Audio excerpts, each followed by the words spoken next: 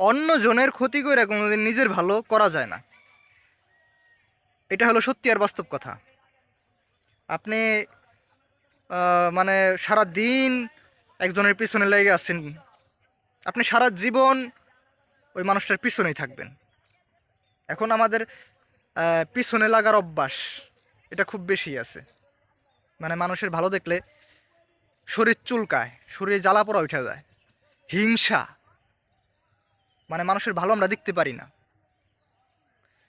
মানে দেখা গেছে এরকম, আমি অনেক মানুষ দেখছি যে একজনের ভালো একটা কিছু করছে, ভালো একটা কিছু করতেছে, মানে আর এইসব কথাবার্তা দেখছি, কি করবো পরবর্তীতে কি করবো এগুলা জানা আছে, এরকম করে কথাবার্তা।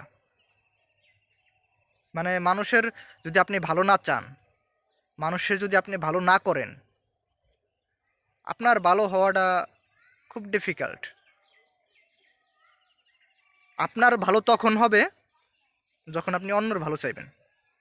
তাই অন্যের ক্ষতি কইরা নিজের কোনোদিনও ভালো করা যায় না। এটা হলো সত্য আর চিরবাস্তব কথা। আপনি সারাদিন মানুষের ক্ষতি করার চিন্তায় ভাবনা থাকেন, মানে সারাদিন কিভাবে অন্যের ক্ষতি করে নিজের ভালো করা যায় এই চিন্তা ভাবনায় থাকেন, আপনার ভালো কোশ্চিনকালেও হবে না। আপনি কোনোদিনও ওই ব্যক্তিটার থেকে উপরে উঠতে পারবেন না যার ক্ষতি আপনি সারা জীবন করার চেষ্টা করতেছেন। কারণ ওই যে প্রথমে বললাম, আপনি যার পিছনে লাইগা আছেন আপনি সারা জীবন তার পিছনেই থাকবেন। ভাই মানুষের পিছনে লাগতে নাই, এই কথাটা আমার মা বলে সবসময়, যে কোনোদিন মানুষের পিছনে লাগতে যাও না, তাহলে সারা জীবন পিছনেই পড়ে থাকবা। পারলে মানুষের ভালো করো, না হলে ক্ষতি করার চেষ্টা করো না। তার মতন তারে ছেড়ে দাও, তোমার মতন তুমি চলো। এটা আমার পারিবারিক শিক্ষা। তাই আমিও আপনাদেরকে বলি যে ভাই মানুষের পিছনে লাগতে যান না, পারলে মানুষের উপকার করেন, না পারলে ক্ষতি করার চেষ্টা করেন না। হিংসার আগুনে জ্বলা পুড়ে মরেন না।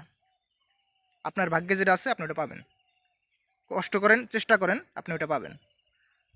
ঘরে বসে থেকে পাবেন না, কষ্ট করতে হবে, অবশ্যই কষ্ট করতে হবে, আল্লাহ তাআলার উপর ভরসা করতে হবে। তাই প্রিয় ভাই আবারও বলি, মানুষের পিছনে লাগতে যায়েন না।